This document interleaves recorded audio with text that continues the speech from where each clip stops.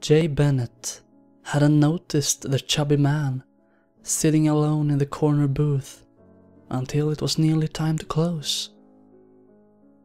He had been wiping down a couple of pub tables in the bar area when he spotted him, noshing on a plate of Big Bucks and Fuego Jalapeno Poppers and watching Division III college football highlights play on the television mounted on the wall.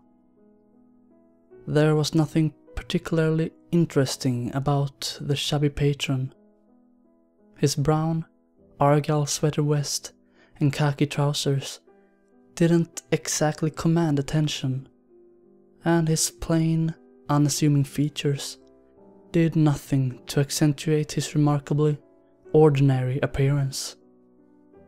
Yet still, there was something curious about the man that Jay couldn't quite put his finger on. Closing time meant Jay would soon be spending the next hour and a half mopping puddles of urine off the bathroom floor and hand-drying dishes in the kitchen, while Trevor, his 19-year-old sit-faced assistant manager, played Flappy Bird and browsed Facebook on his phone. Jay hated closing the restaurant, mostly because he despised answering to a lazy community college washout almost half his age. From where he was standing, he could see Trevor sitting in the office at the back of the restaurant, staring into his phone and giggling away like an acid-dropping rave bunny at Burning Man. Any minute, Jay thought to himself, any minute, the little turd's gonna stroll his pimply ass out here and force me to scrub the toilets till they shine. I just know it. Excuse me. The voice that interrupted Jay's pity party was soft and sophisticated. Right away he could sense an air of intelligence in its tone, something not commonly heard at Big Buck's Wings and Beer. Jay looked up to see the man in the brown argyle sweater vest, waving him over to his booth. Yes, you, sir. Excuse me, but may I speak to you for a moment?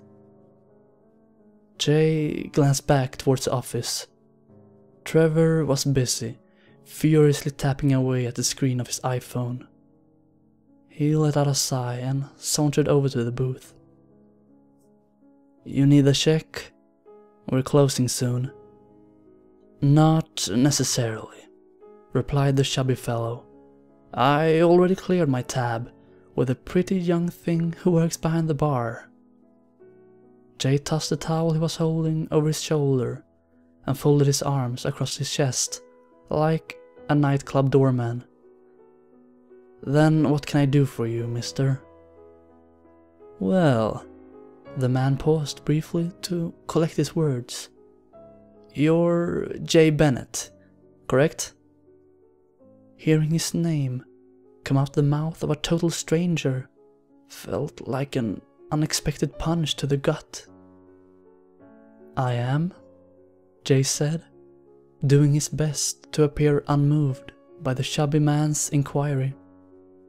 It was a defense mechanism he had developed during his stint in prison. Jay found out very fast, while serving his time, that the best reaction to an unforeseen predicament was typically having no reaction at all. And you are? Oh yes, where are my manners? The man in the sweater vest extended a sweaty palm out towards Jay. My name is Robert Wilkins. Dr. Robert Wilkins. Jay remained silent, stonewalling the doctor, causing him to retract his hand. The chubby man studied the ex-con silently before continuing on. FYI, I am not the kind of doctor who went to med school. My degrees are cultural anthropology and archaeology, ancient Egyptian studies to be exact. My colleagues and I have published hundreds of papers on the subject. Feel free to look me up if you don't believe me. A quick Google search should confirm my claims." "Honestly, I don't give a damn," grunted Jay. "What is it that you want already?" The doctor neatly folded his napkin and used it to dab his brow, a mannerism reminiscent of the 19th century plantation owner. "Right.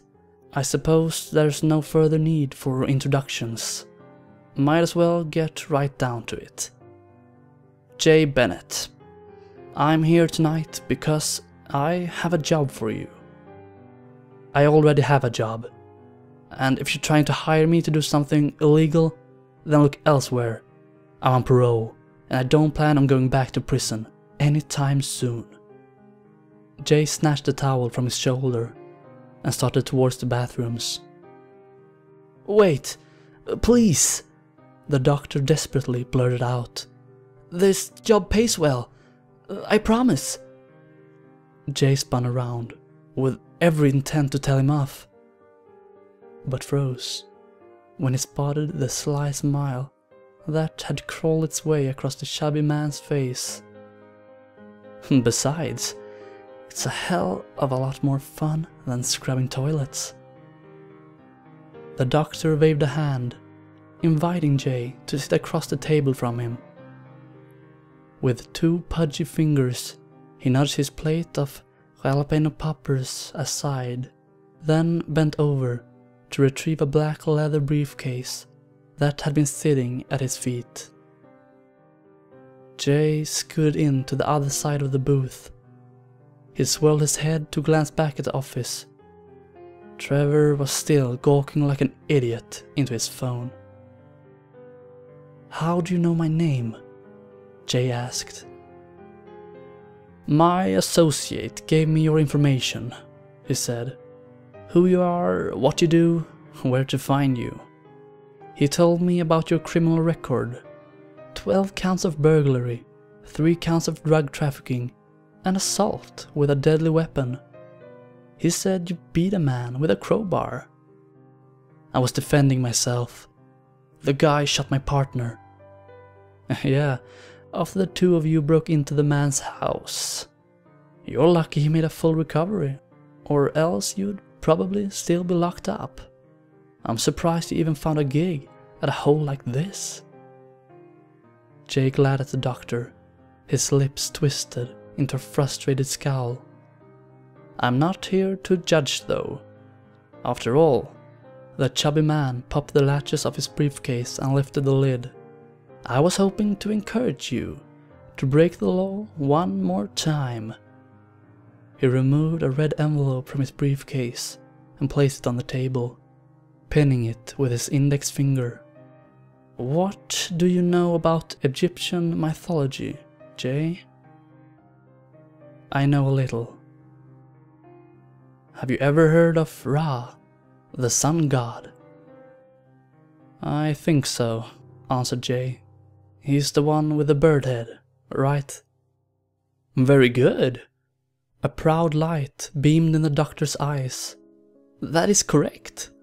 Ra is the most important god in Egyptian mythology. He was believed to have ruled over the sky and earth, and his head wasn't just that of any bird. Most often it was depicted as either a falcon or a hawk. Now, this was no accident. You see, birds of prey have the keenest of eyesight, and legend has it, the eye of Ra could see all. He scooted the envelope across the table towards Jay, then lifted his finger, releasing it before renewing his spiel. "There's $3,000 cash, a photograph, an address, and a phone number in that envelope, Jay. The money's yours, whether you take the job or not. If you do accept my offer, there will be an additional $7,000 in it for you. The photograph is of an artifact I'm asking you to steal for me It's called the Eye of Ra. It's a very rare gold coin with an extremely special engraving in it. It was excavated during a dig I helped oversee 1 year ago, and I want it back. And the address is where I can find it. Jay was already thumbing through the envelope's contents. Yes, it's the home of an ex-colleague of mine. He's the one who has taken it. It shouldn't be too difficult for a man like yourself to retrieve. He doesn't own a gun, and I'm certain he never turns on his home security system. Plus he's blind. I mean, all you have to do is keep your mouth shut, and there's no way he could ever identify you. Call the phone number once you have the Eye of Ra in your possession. We will arrange a rendezvous point, and I will gladly pay you the rest of the money when you hand it over to me. The artifact is worth a lot of money? Asked Jay. The doctor laughed. No monetary value, other than the gold it's made from. Which, by the way, wouldn't get you as much as I am willing to pay. However, for me, the artifact is priceless. The doctor snapped his briefcase shut, quickly securing the latches before standing up from the table. Hold on, where are you going? Asked Jay. I still have a lot of questions. Why me? Every single one of your questions will be answered soon, Jay. But I'm afraid I don't have time to stick around right now. You're a skilled thief. This job will be a cinch for you. Call me tonight, when you have the Eye of Ra.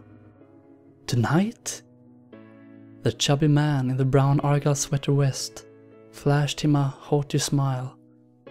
Good night, Jay. Hope to hear from you soon. Jay tucked the envelope into the waistband of his pants as he watched the peculiar patron amble out the door. A shrill, high-pitched screech suddenly broke the silence of the now empty restaurant floor.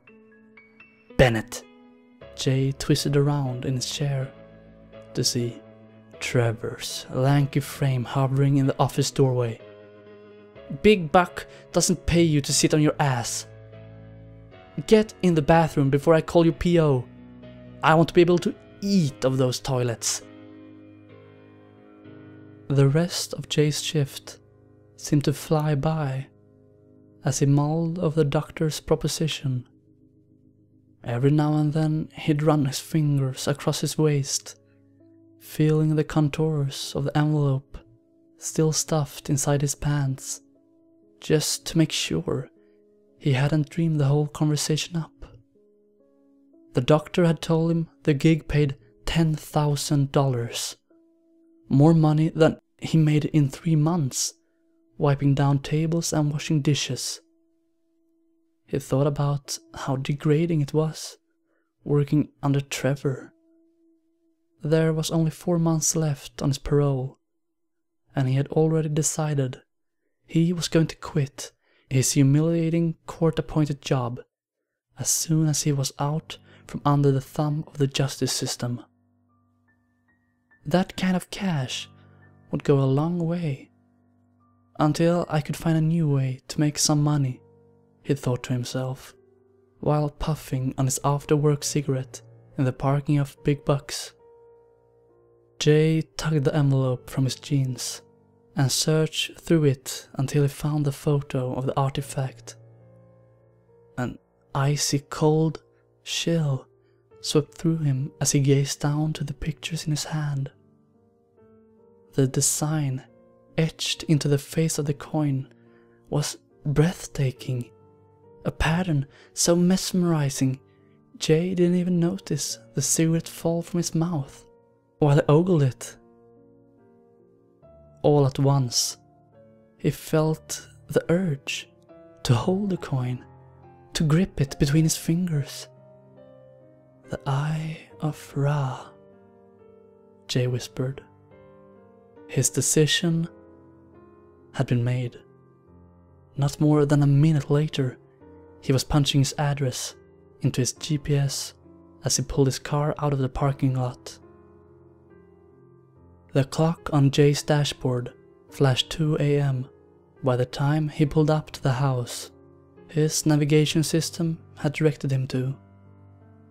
He killed the engine and stared out the window at his target for what felt like an eternity, watching for signs of life. With any luck, the doctor's former colleague was out of town, and Jay would be able to search the residence at his leisure. He slipped his hand into his sweatshirt pocket and gripped the handle of the butterfly knife, a safeguard he hoped he wouldn't need to use. Jay exited his vehicle and crept around the back, searching for an open window. The home was in a fairly secluded area with no visible nearby houses, virtually eliminating the possibility of nosy neighbors and unexpected eyewitnesses. It was the kind of place that a cat burglar dreamed of hitting. Jay slinked his way through the shadowy yard towards a wide arched window in the back of the house. With a gentle nudge of his hand against the glass, it swung open, allowing him to slip inside. The doc just might have been right about this being an easy job, Jay thought. This guy doesn't even lock his windows. He was now standing in a living room, decorated with expensive-looking furniture and ostentatious art. Hanging on the wall was a replica of Picasso's The Weeping Woman. Jay examined it closely, trying to discern if it had any value, even going so far as to lift it from its hanger, before he noticed the Aaron Brothers Art Mart sticker tag that was still attached to the back of the frame. "No need to hang it back up, Mr. Bennett. I never liked that piece anyways. My ex-wife decorated the place." The voice stopped Jay, dead in his tracks. "Yes, Mr. Bennett, I know you're down there. Won't you please join me in my study?" Jay leaned the painting against the wall and scanned the room, searching for the source of the voice. "The study, Mr. Bennett. I'm in my study, upstairs." He located the staircase in the foyer. Without a word, Jay removed the knife from his pocket and tiptoed up the steps. The voice had identified him by name. Panic shot through every inch of his body. Visions of once again donning an orange jumpsuit began swimming through his mind like deformed mutant goldfish in the New York City sewers. "Second door on the right," the voice called out when he reached the top of the stairs. The floorboard squealed under Jay's feet as he stepped down the dark hallway towards the door the voice appeared to be emanating from. He paused when he reached it and squeezed the handle of his knife tight in his fist. There was no hint of light leaking out from underneath the door. Whoever was waiting for him in the room was doing so in pitch blackness. "No need to knock, Mr. Bennett," answered the voice. "I'm already expecting you." Jay pushed down on the handle and cracked the door open. Its hinges seemed to scream as he opened it just wide enough to poke his head through. There was no visibility. With his free hand, he yanked his cell phone free from his back pocket, turned on the screen, and waved it in front of him, bathing the room in a pale blue light. Floor-to-ceiling bookshelves lined both sides of what looked to be an office. At the wall directly opposite Jay was an elegant cherry wood desk Sitting behind it in a leather office chair was an elderly, bearded man. Jay cringed when he looked closer to see the upper half of the man's face completely wrapped in bandages. He turned his head in Jay's direction. "Come in, Mr. Bennett. I promise, I don't bite." Jay pushed the door all the way open and took a couple of timid steps inside the room. "I hear you're looking for the Eye of Ra," said the old man, a perverse smile wrapped on his wrinkled face. "Well, it must be your lucky day, because you've come to the right place." "I don't want to hurt you," warned Jay, "but I'm prepared to. Just give me the coin, and I'll be on my way." The old man scoffed. "You don't want to hurt me? Unfortunately, that's not for you to decide." "Listen, quiet, Mr. Bennett," the old man snapped. "You'll be leaving with the Eye of Ra tonight. There's no question in that. But I figured I'd at least disclose to you a little about the hell you're about to unleash on yourself first. My associate, Dr. Wilkins, already told you about the coin. We excavated it a year ago during a dig of an ancient unmarked tomb recently discovered 53 kilometers outside of Cairo." "Dr. Wilkins?" asked Jay. "Yes, Dr. Robert Wilkins, my associate. The man who hired you to steal the artifact. Who do you think requested him to seek you out? I'm afraid you've been set up, friend. I know that must come as a bit of a shock." "I'm not shocked," replied Jay. "I just don't believe you." The old man smirked. "Oh, you will, in time. Now, where was I? Ah, yes, the dig. Wilkins and I were able to recover quite a bit from the tomb, most of which is currently touring the country, traveling from museum to museum. The exhibit is quite lovely, and I advise you to give it a visit next time it stops back in town, but that won't be necessary." Jay darted towards the old man and swung his knife downwards, burying it in the desk's polished wooden face. "That's enough!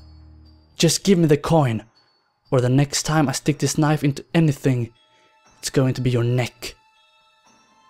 The old man opened the drawer of his desk and extracted a small leather pouch from it.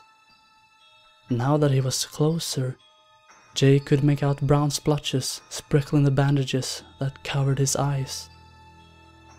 Dry, crusty blood. It looked like the wraps hadn't been changed in ages. "The coin is right here, Mr. Bennett, but I hope you don't think you've intimidated me into giving it to you. It'll be yours in time, but I will finish telling my story first. Listen, I don't care about... Not all of what we recovered from the tomb made it to the exhibit though," the old man continued. "You see, the coin in this bag conveniently went missing, without anyone else even knowing it existed. I discovered it myself, in the hand of one of those mummified corpses we found in the tomb. A young priestess, no older than 16 when she was buried. It goes against my code of ethics to take souvenirs from an excavation. But the coin, well, just look for yourself." He reached his fingers into the pouch, drew out a gold coin about the size of a 50-cent piece, then placed it on the desk in front of him. Jay held his breath. The design etched into his face was hypnotic, far more captivating in person than it was in the photo. "The Eye of Ra," the old man whispered. Jay reached out an arm, but the old man snatched it up before he could grab it. "Not yet," he shouted. "I'm not done with my story." I discovered something fascinating about this artifact very soon after taking it in my hand. It passed on to me a strange ability, a sort of clairvoyance, if you will. I could sense things, Mr. Bennett. I knew what others were thinking before they said it, what things would happen before they actually occurred. Soon after, these powers took on other attributes. I learned I could read minds, anyone's I wanted. I didn't even need to be in the same room as them. Hell, the same continent even. That's how I discovered my wife was having an affair. Jay tried to say something, but he couldn't find the words. His eyes remained glued to the coin in the old man's hands. Dr. Wilkins was the only other person I ever shared this secret with. But even he doesn't understand what my powers would eventually become. He thinks they just drove me mad, but he doesn't understand. He doesn't understand that the Eye of Ra really does see all. "Give me the coin," muttered Jay. I need it." The old man laughed. "Of course you do. I knew the power was getting to be too much. Once I realized I couldn't turn it off. The thoughts of billions of people all streaming through my mind was maddening in its own right. But that was just the tip of the iceberg, really. The Eye of Ra's true power is much more horrifying. Imagine, Mr. Bennett, imagine being able to see everything. Everything that ever did exist, and everything that ever will exist. My eyes no longer perceive the world the way that you do. My mind no longer experiences time in a linear fashion. I've seen it all good, and yes, Mr. Bennett, all the evil as well. I witnessed Vikings rape and pillage civilizations that no longer exist. I viewed countless genocides occur through the course of human history. I looked through the terrified eyes of a 12-year-old Pakistani girl in the year 2087 as the heat of a nuclear bomb engulfed her and her schoolmates in flames. The old man whipped his hand up to his face and began tearing away at his bandages. I couldn't take it anymore, Mr. Bennett. I couldn't bear to look any longer. That's why I did something about it. That's why I dug my eyes out of my face. Jay recoiled at the horrid sight now in front of him. Two gaping blood-caked craters set in place of eyes on the man's mutilated face. Dr. Wilkins believed he was helping me, con you into transferring the curse. But he doesn't realize it doesn't work like that. It won't transfer. It will spread. Even removing my eyes has only given me temporary relief. The visions are already starting to come back to me. Soon they'll dominate my every thought again. The only way to be rid of it is to die. "You're insane!" shouted Jay. "And you're in denial. There's no point trying to convince you anyways. You'll learn the truth soon enough. You see, you're the next man to bear the burden of this power. I've already seen it. That's why I had Wilkins convince you to come here. There is no escaping time, Mr. Bennett. Tonight you will wield the power of Ra, just as I have, and I Tonight I will die, and finally be free of this wretched curse. The old man stretched an arm out and ripped Jay's knife from the desk. Without warning, the maniac drove at him, slicing the blade wildly through the air. Jay grabbed hold of his arm, knocking the blade away, but dropped his cell phone as they wrestled to the ground. With Jay's only source of light gone, darkness once again enveloped the study. The old man was stronger than he had anticipated.